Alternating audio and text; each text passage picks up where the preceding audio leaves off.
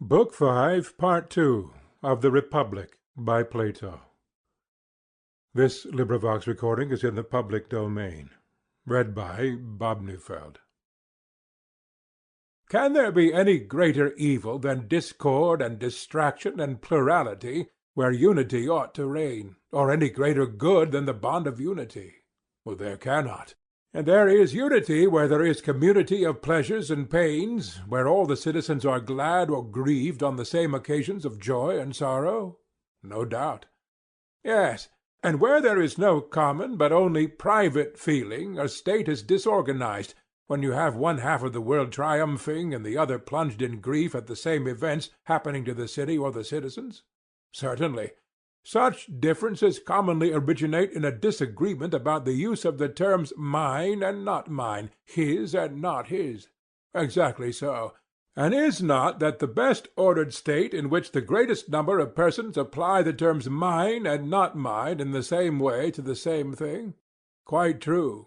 Or that again which most nearly approaches to the condition of the individual, as in the body when but a finger of one of us is hurt, the whole frame drawn towards the soul as a centre and forming one kingdom under the ruling power therein, feels the hurt and sympathizes altogether with the part affected, and we say that the man has a pain in his finger, and the same expression is used about any other part of the body, which has a sensation of pain at suffering or of pleasure at the alleviation of suffering. Very true, he replied, and I agree with you that in the best ordered state there is the nearest approach to this common feeling which you describe. Then when any one of the citizens experiences any good or evil, the whole state will make his case their own, and will either rejoice or sorrow with him? Yes, he said, that is what will happen in a well-ordered state. It will now be time, I said, for us to return to our state, and see whether this or some other form is most in accordance with these fundamental principles. Very good. Our state, like every other, has rulers and subjects. True. All of whom will call one another citizens. Of course. But is there not another name which people give to their rulers in other states? Generally they call them masters, but in democratic states they simply call them rulers. And in our state what other name besides that of citizens do the people give the rulers? They are called saviors and helpers, he replied. And what do the rulers call the people? Their maintainers and foster fathers. And what do they call them in other states? Slaves. And what do the rulers call one another in other states? Fellow rulers. And what in ours? Fellow guardians. Did you ever know an example in any other state of a ruler who would speak of one of his colleagues as his friend, and of another as not being his friend? Yes, very often. And the friend he regards and describes as one in whom he has an interest, and the other as a stranger in whom he has no interest? Exactly. But would any of your guardians think or speak of any other guardians as a stranger? Certainly he would not, for every one whom they meet will be regarded by them either as a brother or sister, or father or mother, or son or daughter, or as the child or parent of those who are thus connected with him. Capital, I said. But let me ask you once more, shall they be a family in name only, or shall they in all their actions be true to the name? For example, in the use of the word father, would the care of a father be implied, and the filial reverence and duty and obedience to him which the law commands? And is the violator of these duties to be regarded as an impious and unrighteous person, who is not likely to receive much good either at the hands of God or of man? Are these to be or not to be the strains which the children will hear repeated in their ears by all the citizens about those who are intimated to them to be their parents and the rest of their kinsfolk? These, he said, and none other. For what can be more ridiculous than for them to utter the names of family ties with the lips only, and not to act in the spirit of them? Then in our city the language of harmony and concord will be more often heard than in any other. As I was describing before, when any one is well or ill, the universal word will be, with me it is well, or it is ill. Most true. And agreeably to this mode of thinking and speaking, were we not saying that they will have their pleasures and pains in common? Yes, and so they will. And they will have a common interest in the same thing, which they all will alike call my own, and having this common interest they will have a common feeling of pleasure and pain? Yes, far more so than in other states. And the reason of this, over and above the general constitution of the state, will be that the guardians will have a community of women and children. That will be the chief reason. And this unity of feeling we admitted to be the greatest good, as was implied in our own comparison of a well-ordered state to the relation of the body and the members when affected by pleasure or pain. That we acknowledged, and very rightly. Then the community of wives and children among our citizens is clearly the source of the greatest good to the state. Certainly, and this agrees with the other principle which we were affirming, that the guardians were not to have houses or lands or any other property. Their pay was to be their food, which they were to receive from other citizens, and they were to have no private expenses, for we intended them to preserve their true character of guardians. Right, he replied. Both the community of property and the community of families, as I am saying, tend to make them more truly guardians. They will not tear the city in pieces by differing about mine and not mine, each man dragging any acquisition which he has made into a separate house of his own, where he has a separate wife and children and private pleasures and pains. But all will be affected, as far as may be, by the same pleasures and pains, because they are all of one opinion about what is near and dear to them, and therefore they all tend towards a common end. Certainly, he replied. And as they have nothing but their persons which they can call their own, suits and complaints will have no existence among them. They will be delivered from all those quarrels of which money or children or relations are the occasion. Of course they will. Neither will trials for assault or insult ever be likely to occur among them. For that equals should defend themselves against equals we shall maintain to be honorable and right. We shall make the protection of the person a matter of necessity. That is good, he said.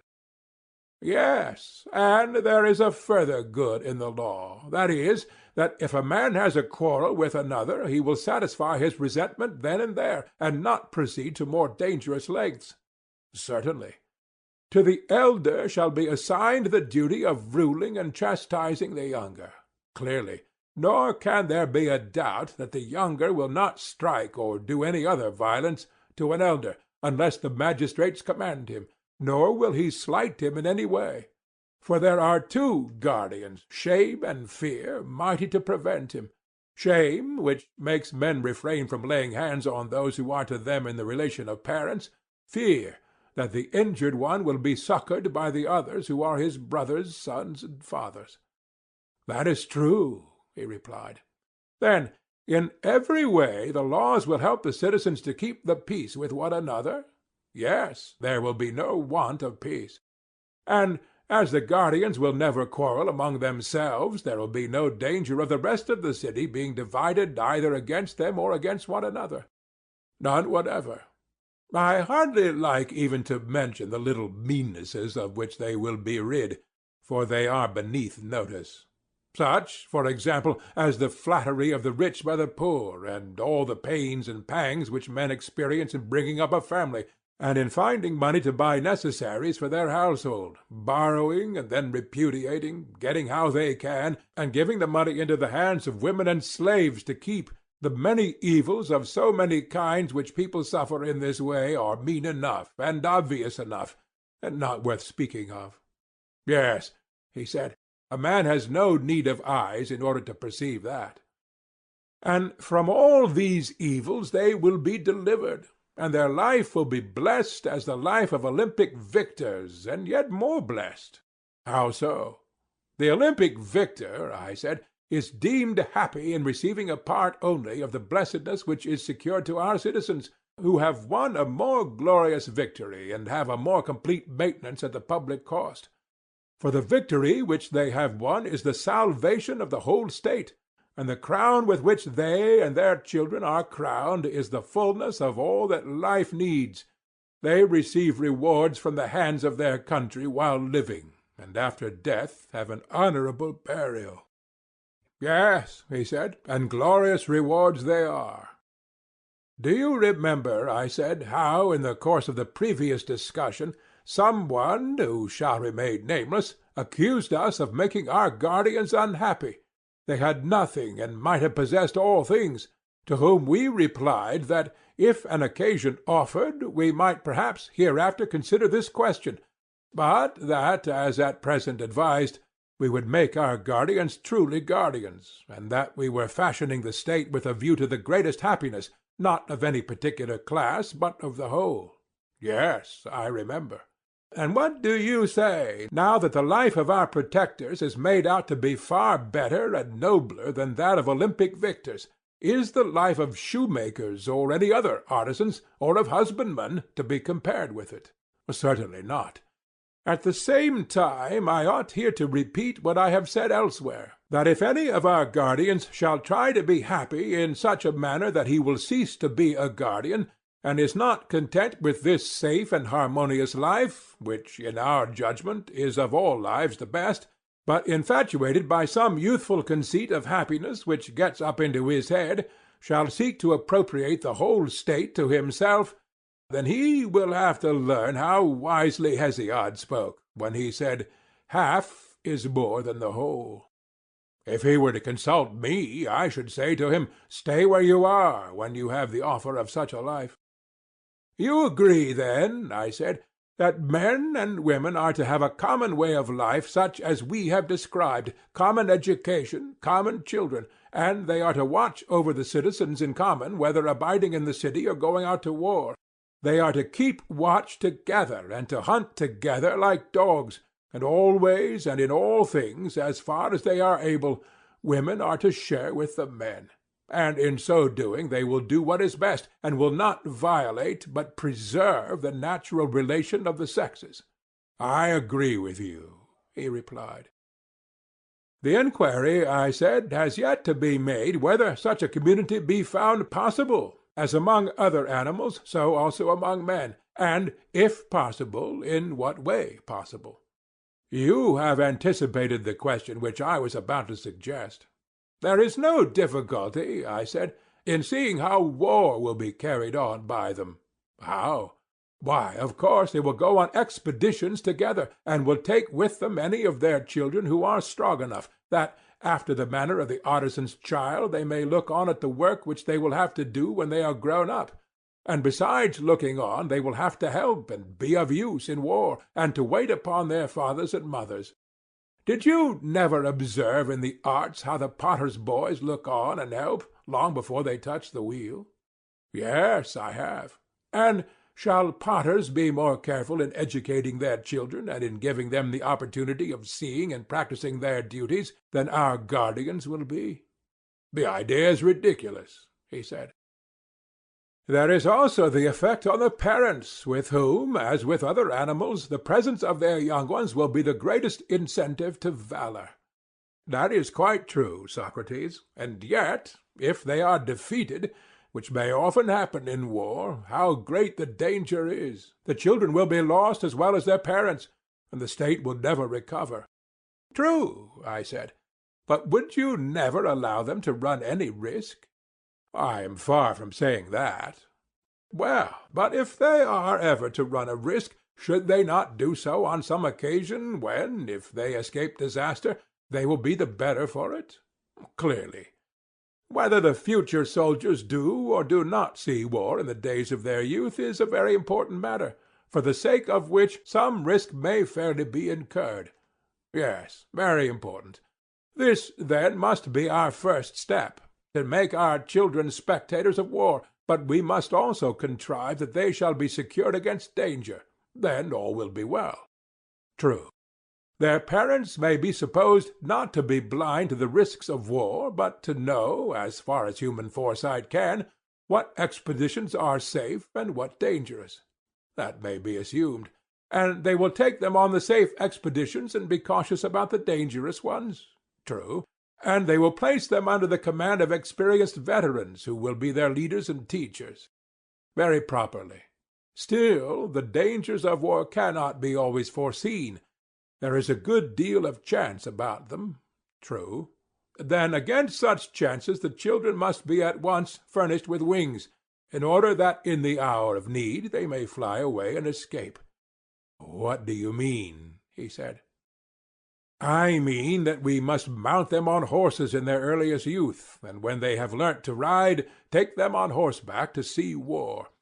The horses must not be spirited and warlike, but the most tractable, and yet the swiftest that can be had. In this way they will get an excellent view of what is hereafter to be their own business, and if there is danger they have only to follow their elder leaders and escape.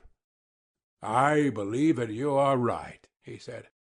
Next, as to war, what are to be the relations of your soldiers to one another and to their enemies? I should be inclined to propose that the soldier who leaves his rank or throws away his arms, or is guilty of any other act of cowardice, should be degraded into the rank of a husbandman or artisan. What do you think? By all means, I should say. And he who allows himself to be taken prisoner may as well be made a present of to his enemies. He is their lawful prey, and let them do what they like with him. Certainly. But the hero who has distinguished himself, what shall be done to him? In the first place, he shall receive honor in the army from his youthful comrades. Every one of them in succession shall crown him. What do you say? I approve. And what do you say to his receiving the right hand of fellowship? To that, too, I agree. But you will hardly agree to my next proposal. What is your proposal? That he should kiss and be kissed by them. Most certainly, and I should be disposed to go further, and say, let no one whom he has a mind to kiss refuse to be kissed by him while the expedition lasts, so that if there be a lover in the army, whether his love be youth or maiden, he may be more eager to win the prize of valor. Capital, I said. That the brave man is to have more wives than others has been already determined, and he is to have first choices in such matters more than others, in order that he may have as many children as possible. Agreed. Again, there is another manner in which, according to Homer, brave youths shall be honored, for he tells how Ajax, after he had distinguished himself in battle, was rewarded with long chines, which seems to be a compliment appropriate to a hero in the flower of his age, being not only a tribute of honor, but also a very strengthening thing. Most true, he said.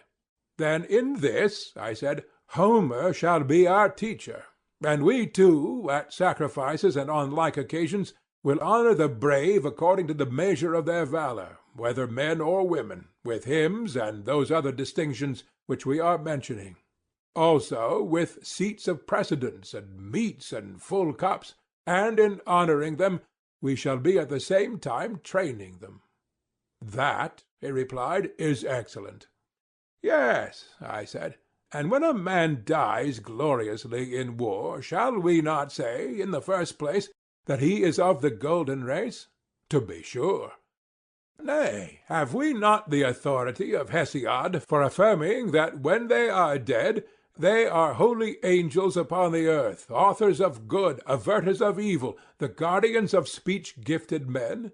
Yes, and we accept his authority. We must learn of the god how we are to order the sepulture of divine and heroic personages, and what is to be their specific distinction, and we must do as he bids, by all means. And in ages to come we will reverence them and kneel before their sepulchres as at the graves of heroes, and not only they, but any who are deemed preeminently good, whether they die from age or in any other way, shall be admitted to the same honors. That is very right, he said. Next, how shall our soldiers treat their enemies? What about this? In what respect do you mean? Well, first of all, in regard to slavery. Do you think it right that Hellenes should enslave Hellenic states, or allow others to enslave them, if they can help? Should not their custom be to spare them, considering the danger which there is that the whole race may one day fall under the yoke of the barbarians? To spare them is infinitely better. then no Hellene should be owned by them as a slave. That is a rule which they will observe, and advise the other Hellenes to observe. Certainly, he said. They will in this way be united against the barbarians, and will keep their hands off one another. Next, as to the slain. Ought the conquerors, I said, to take anything but their armor? Does not the practice of despoiling an enemy afford an excuse for not facing the battle? Cowards skulk about the field pretending that they are fulfilling a duty, and many an army before now has been lost from this love of plunder.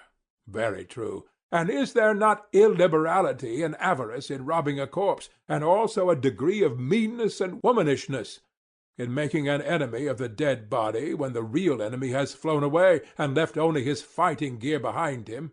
Is not this rather like a dog who cannot get at his assailant, quarrelling with the stones which strike him instead?